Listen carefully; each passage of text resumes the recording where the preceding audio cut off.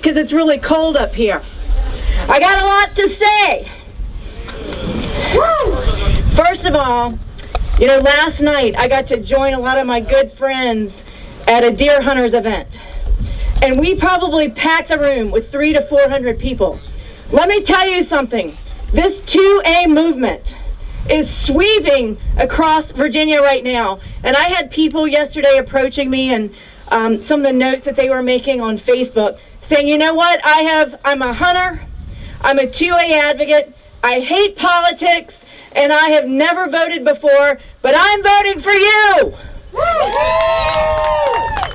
People are sick and tired of this overreaching Northam, Fairfax, Herring, new majority trying to take away our liberties.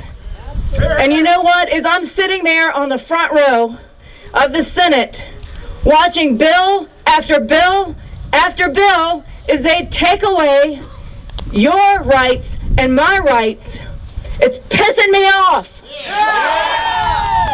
And you know what? I'm going to do something about it.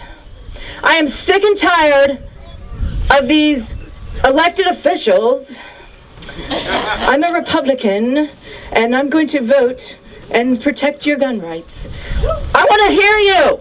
I want you to do something about it, and this time I am doing something about it, and I'm going to run for governor, and I'm going to issue all these executive orders and take care of everything, and we're going to return everything back to liberty and get off of this destructive path of socialism. I am sick and tired of watching the dismantling of our Constitution, our Virginia Constitution, our U.S. Constitution, and so help me God, I will do it with your help. You know, one of the things people ask me is this: well, how are you going to win Northern Virginia? I've done it before. I have a bill for that. It's called Let Them Become North Virginia. You know, I'm not going to back down. I am not going to moderate my message to the middle. I'm going to continue to be the same person that my district elected me 4 years ago and re-elected me whenever everyone came after me. You know, I've exposed their pay-to-play system. And they hate me. And that's okay because I don't work for them. I work for you. I work for the people of Virginia. I work for the 11th Senatorial District, and I have never forgotten who I am and why God put me here, and it is to represent the people of Virginia, not the special interest groups, not the lobbyists. And you know what? It's so funny when I'm walking down the hallway, you know, they'll look down, you know, they won't look at you in the eye, and I'm like, yeah, look down, because I'm looking up and I'm looking at you. We're done. Are you done with what they're trying to do? Yeah. You know, the Second Amendment is the foundation of every freedom that we as Americans, I don't care if you're Republican, Independent, or Democrat, we're talking about American here. You know, somebody said, can you talk about something other than Second Amendment? Listen, when your house is burning down, you put the fire out. And that's what we're doing. We're putting the fire out. They are coming after our basic constitutional foundational rights, and we have to address it. We have to address it now. Not only are they coming after your Second Amendment, did you notice they're coming after your First Amendment as well? Yeah. What in the world is that? You know, this is the party, the new majority, the socialists, the liberal extremist. I was like, yeah, don't ever label me an extremist again. I am normal. You are the extremist. When do we, first of all, when do we tell people that you can't speak out against your elected officials? I'm sorry. You know, I had Speaker Howell, who got really mad at me, apparently, because I called them traitors to the United States Constitution and the Virginia Constitution, and she got really upset with me and said that she was going to file, Rule 52. And so I couldn't sit there and just take that, so of course I had to respond. And so I said, excuse me, ma'am, but you're talking about Senate Rule 52. I'm talking about the freaking Constitution of the United States, and you're treading on that. And I'm going to use my First Amendment to defend my Second Amendment, so help me God. I mean, give me a break. I mean, there are people there who are bureaucrats who think they run the joint. And whenever I went to announce I had a big announcement that Monday, the day that, on the 17th, the day that the Levine's bill came before the Judiciary Committee, and the Senate Clerk's office actually locked the door for the old Senate chamber where we were going to make my announcement. Can you believe that? What about the ability to assemble? Isn't that a constitutional right? What in the world is going on? So we had our rally on the front steps of the Capitol, which was even better because we had over 300 people there, and they were waving flags, and we had the paparazzi in front of me. It was the best. John Frederick said it was a 10 out of 10 rollout. And you know why that is? Because it has nothing to do with me. It has to do with everybody in this state that is fed up with these bureaucrats, with these do-nothing Republicans who say nothing and do nothing. And yes, I've been calling them out on my Facebook page, because if the Republican Party of Virginia has failed to hold our elected leaders accountable, and when you put an R by your name, it should mean something. We have an identity problem right now. You know, it's sad and unfortunate. By the way, I had the highest score in 2019, the highest score for liberty. And I got an award at CPAC when President Trump was there. And by the way, I do support our president, President Trump, and he's going to win this year, and I'm going to help him win.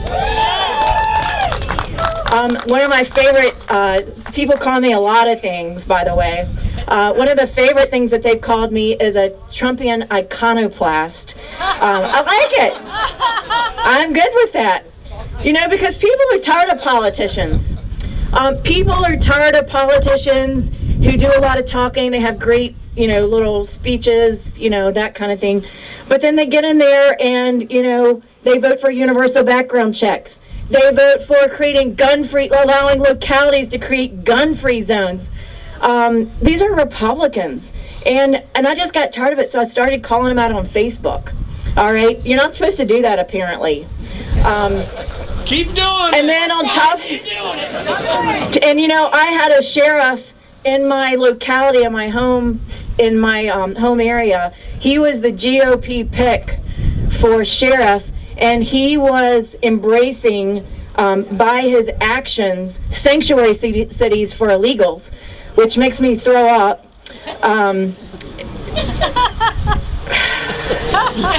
Deep breath. And so, you know, I'm going to call him out. And so his opponent endorsed me because he loves liberty. And we posted it on my Facebook page, and the local GOP kicked me out. That's okay. That's okay. I'm a Republican, and I don't need to sit under a committee or a caucus to be a Republican. You can look at my voting record, because I've got one for 5 years. Go look at my voting record. I vote against every single tax increase. I vote against every fee increase. I vote against every attack on life. I vote against everything that would restrict your freedoms. We're Americans. We don't like to be told what to do. That's right. We don't like to be told. Leave our property alone. Leave my car alone. Don't touch me. Don't touch my stuff. Just stay out of my life, right? Yeah. That's what we expect of our government. Stay the heck away from my life, right? And so that's the way I vote. That's my voting record. And so this year, everybody's like, "Are you a Republican?" Well, yeah, I'm more a Republican than most Republicans are Republicans. And that's the problem. We have all these people who run as Republicans, and now they're in there and they're voting like Democrats, and I'm calling them out. And so let's talk about the Republican Senate caucus, right? The Majority Leader, Tommy Norment. Do you know that last session he introduced legislation that would restrict a law-abiding citizen's ability to protect themselves in the localities? He's okay with gun-free zones. And so I said, I refuse. If I'm going into a war, and I know it's going to be about the Second Amendment and preserving that Second Amendment right, I'm not going to go into battle and yoke myself with a leader who is not on my team. I won't do it. And they were like, well, you're going to lose your committee assignments. And I said, have you noticed who's in charge? You're not going to get good committee assignments. And you know what? In those committees, they're listening to bills, and we don't have the votes to stop anything. Anything they want, it's going to go right to the floor of the Senate. So I am this is like the best year ever for me. Because I can write all kinds of speeches. I can talk to the press. I am letting it rip. Right and left, defending your freedom, talking about what we're going to do next. And we are still, by the way, we've submitted a FOIA request, and I have to give a shout out to Tim Anderson here because he is a great attorney, and I don't say that much about any attorney because I have a certain opinion which I will keep to myself about attorneys. I'm the common sense of the Senate, and I am I'm the mouthpiece. But I really appreciate Tim because he's come alongside my campaign, and I've needed a good attorney. It's kind of like the good witch and the bad witch, because we need to understand how we can legally go about recalling our governor, who, in my opinion, has done a terrible job. He should have been out a long time ago, and I asked him to step down a long time ago, but he didn't listen. I don't know why. But you know, we've got to do something about it. So we've submitted a FOIA request, which we're waiting to get that information back. I haven't given up. We're gonna continue to pursue that direction. We're gonna do it, and we're gonna do it right. But meanwhile, we are gonna spend 2 years running for governor. And everybody's like, why did you announce so early? And I said, because I win. And it takes time to win and to get your message out. If you noticed how many localities there are across Virginia, it takes time. And so we're going to win. If you all know me, you know my history. I have a winning history. I win races. And so that's what we're going to do. We're going to win. And so each of you has an assignment that I'm giving you today. I want you to go to my Senator Amanda Chase page. I want you to like it. And you're going to get a video every day. We do videos almost every day. We let you know what's going on. I give you the inside scoop. Yes, when we're there at 1:15 in the morning and we're still voting on bills, I'm going to do a video. I may not be alive, I may not be awake, but I will be doing videos so you know what's going on. So do that first. That's your first assignment. Second assignment, you're going to say, don't wait for me. Do it. Tell your friends. Go to my website. Look, you guys, I have a history, if you look at my voting record, of getting things done for Virginians. I passed over 25 major pieces of legislation, and you know what? I did not compromise. I focused on things that were important to other legislators, and we worked on them together, like co-founding the Transparency Caucus, getting all the committee meetings online so you can actually go online and spy on us while we are working in these committees. And so that's one of the things that we've done. Coal ash. Did you know you had an elevated risk of cancer in Virginia because we weren't properly taking care of coal ash in Virginia?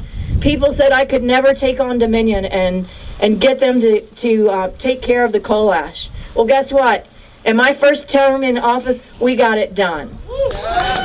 Done. And health care, everybody talks about how unaffordable health care is. I passed the Health Care Transparency Act, which requires hospitals to give you an estimated cost of services before you get the services done. You know, every other industry, you know what you're paying except for healthcare, and so we're changing that. I also see Delegate Weber in the back. We worked together and passed a bill that's a red tape bill. Delegate Weber, come up here. Come here. So Delegate Weber is a rock star, and we worked together on getting rid of some of the bureaucracy. And he's a champion for getting rid of this bureaucracy. We passed a bill that said it's a Regulatory Reform Act. How many of you like red tape? How many of you are small business owners and you hate red tape? Yeah, we do too. Come up here. Run. Are you cold? My kids are running. Come here. This guy is a champion. If I had the energy of my kids, it'd be all right. How are you guys? So we worked together to pass the red tape regulatory reform, got it done, so So anytime one of these bureaucrats wants to introduce some of their red tape regulation, they've got to get rid of some of it.